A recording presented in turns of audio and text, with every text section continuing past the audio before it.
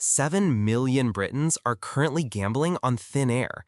That's right, a staggering 12% of the adult population in the United Kingdom has poured its hard-earned money into cryptocurrencies. Assets with no physical form, no tangible products, no commercial entity standing behind them, and absolutely no dividends. It is a bet on pure code and collective belief. At the very same time, a silent, almost invisible exodus is taking place in the heart of the British economy. The ownership of Britain's greatest, most historic, and most innovative companies is being sold off at a rate never before seen in history. So much so that foreigners now own a record-breaking majority share of the UK stock market. What in the world is going on? We are living through a grand paradox. While global markets, including London's, are smashing records and hitting dizzying new heights, the very people who should be benefiting most, the British people themselves, are running for the exits, seemingly terrified of the very concept of investing in their own country. Today, we're diving deep into the great British investment puzzle. We will uncover the shocking reasons why the nation's colossal pension funds have all but abandoned UK shares, turning their backs on the engine of British prosperity. We will reveal the startling statistics that show who really owns Britain now and the profound implications of this shift.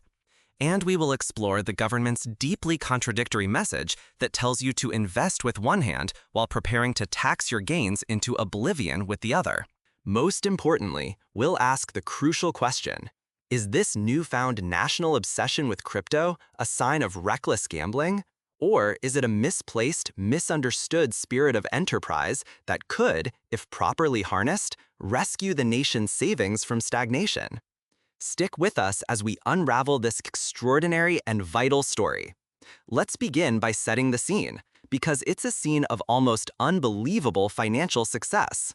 Just recently, the Financial Times Stock Exchange 100 Share Index, the famous FTSE 100, was not just knocking on the door of the 9,000 mark, it blew straight through it with conviction. It flirted with this historic milestone, pushing through it twice in a single day before settling just shy. This isn't just an abstract number on a screen. It represents a colossal, tangible surge in the value of the UK's top 100 companies, from Rolls-Royce to AstraZeneca, from Shell to HSBC. Now, think about the context for a moment. This incredible performance is happening against a backdrop of what can only be described as persistent chaos. Chaos for world trade, with geopolitical tensions simmering. A miserably performing domestic economy, struggling with low growth and stubborn inflation. And, let's be frank, a government that has struggled to project an image of stability or long-term vision. It begs the powerful question: if our biggest companies can generate this much value during a perfect storm, what on earth could they achieve when the clouds finally lift? This isn't just a British phenomenon either. This is a global wave of wealth creation. Across the Atlantic, the S&P 500 has smashed its own all-time highs, again and again. In Europe, Germany's powerful DAX index is right there with it, touching its own peaks. The engine of this global surge has been technology, and one company in particular has become the poster child for this new era: NVIDIA. After its chief executive, Jensen Huang, hinted at potential cooperation with China over the trade in vital semiconductors, the shares of what was already the world's most valuable firm shot into the stratosphere.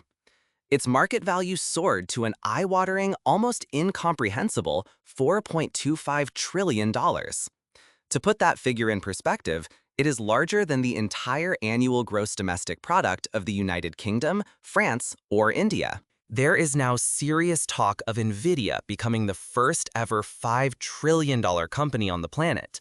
This tidal wave of value lifted other tech giants with it, like Microsoft, now worth a staggering $3.8 trillion.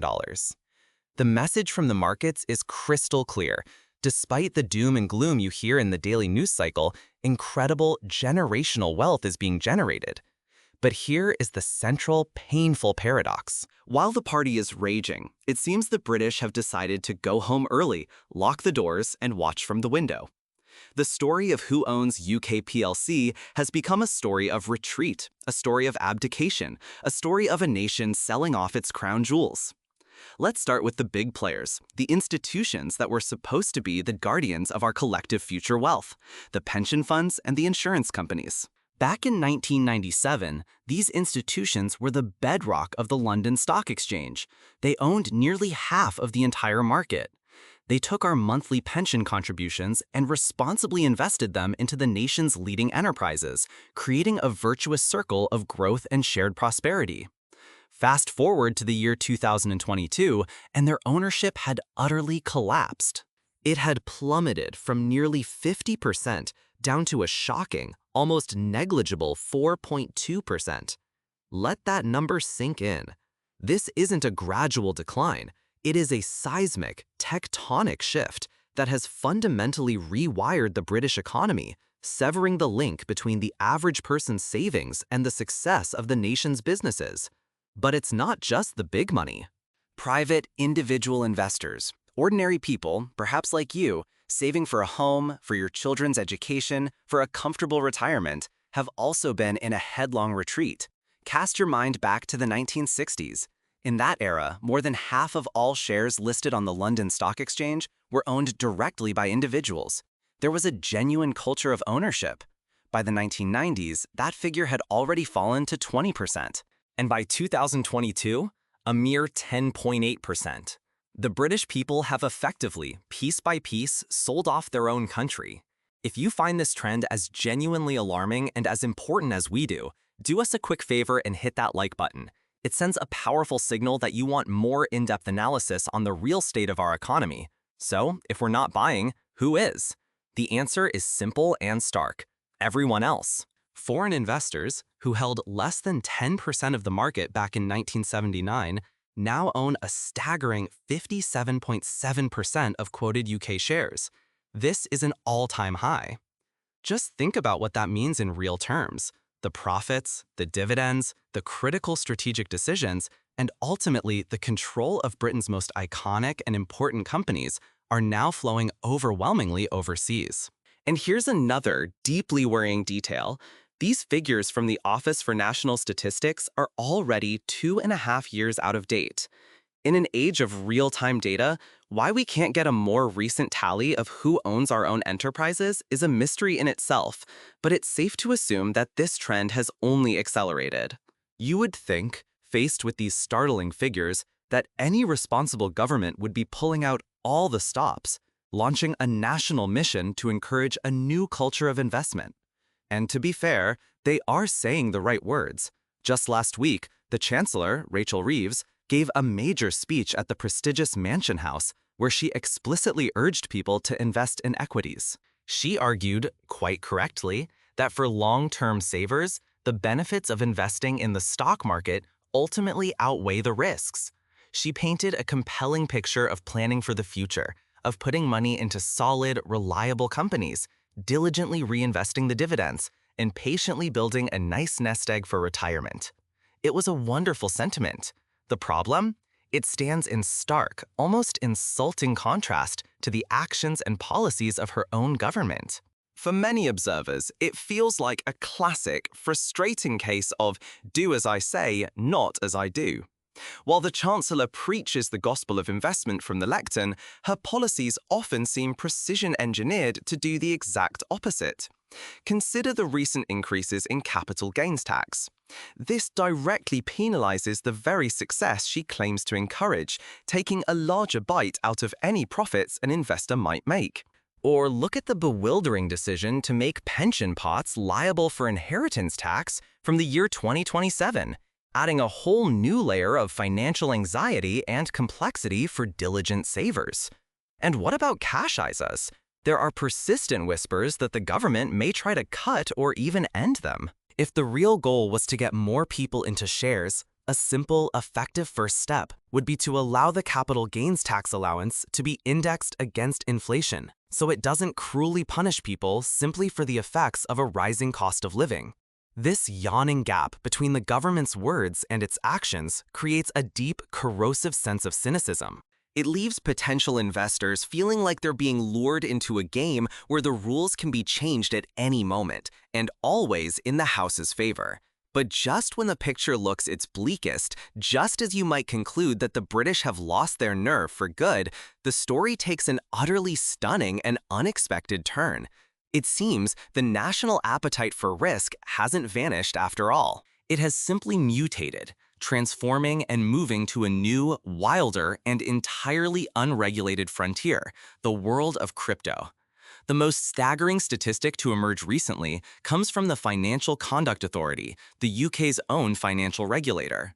They estimate that as of August last year, a mind-boggling 12% of all UK adults owned crypto assets. That translates to 7 million people. 7 million individuals who were prepared to take their hard-earned cash and place it into a highly volatile, completely unpredictable market. And for many of them, the gamble has paid off spectacularly, at least for now. Since that survey was taken, the prices of many major cryptocurrencies have more than doubled. Bitcoin, the original and most famous crypto asset, has rocketed from around $60,000 to nearly $118,000. These 7 million Britons have, in the short term at least, done very, very well out of it. Now, let's be absolutely clear about what crypto is and what it isn't. As the author of our source material, the respected commentator Hamish McRae puts it, there is fundamentally nothing there. There are no physical assets underpinning its value. There is no commercial entity, no factory, no offices, no products being sold, no services being rendered, and crucially for a long-term investor, no dividends being paid out. Many seasoned financial experts consider it to be pure, unadulterated speculation, or as McRae bluntly states, it's nuts. But whatever your personal view on crypto, the phenomenon reveals something incredibly profound about the national psyche. It proves that 7 million Britons are not, in fact, scared. They are not afraid to take a punt. They are not afraid of risk. They are actively seeking it out, embracing it with an enthusiasm that has been entirely absent from the traditional stock market. And this is where we arrive at the very heart of the matter. This is the crucial insight we must grasp. What if this crypto craze isn't just a sign of a nation of reckless gamblers? What if it's a sign of a powerful, vibrant investment spirit that has simply lost its way, alienated by a system it no longer trusts? The challenge, then, isn't to create an appetite for risk out of thin air. It already exists, burning brightly in 7 million people and counting. The challenge is to harness this spirit, to educate, and to redirect it away from the digital casino and towards the proven, reliable, long-term engine of wealth creation, the stock market. The core message that needs to be hammered home, again and again, in schools, in the media, and by our leaders, is that successful investing is not a get-rich-quick scheme. It is a long game. Yes, there are risks. There is volatility. Share prices go up and down. And yes, there is the ever-present political risk that a government, like this one, will decide to clobber savers with yet another tax grab. But the fundamental principle remains unshaken and has been proven over a century of history. If you consistently put money into solid, well-run companies, and you patiently reinvest the dividends you receive, you will, over time, build a substantial nest egg. The proof is already there, hiding in plain sight. We know that there are nearly 5,000 ISA millionaires in the UK. These are ordinary people who have used their tax-free savings accounts to patiently build a 7-figure fortune. And with the recent market uplift, that number has probably soared well above that level. They didn't get there by timing the market or chasing speculative fads. They got there through patience, discipline, and the power of compound growth. For once, the Chancellor is right. We should be investing more. The supreme irony is that millions of us already have the courage to do so. We're just pointing it at the wrong target. The future of Britain's economic prosperity might just depend on convincing those 7 million crypto punters to look again at the incredible companies being built right here at home and to claim their stake in their own country's future. We'll be watching this cultural shift with intense interest. So if you want to stay ahead of the curve, make sure you subscribe and hit the notification bell. You won't want to miss what comes next. A nation's financial destiny is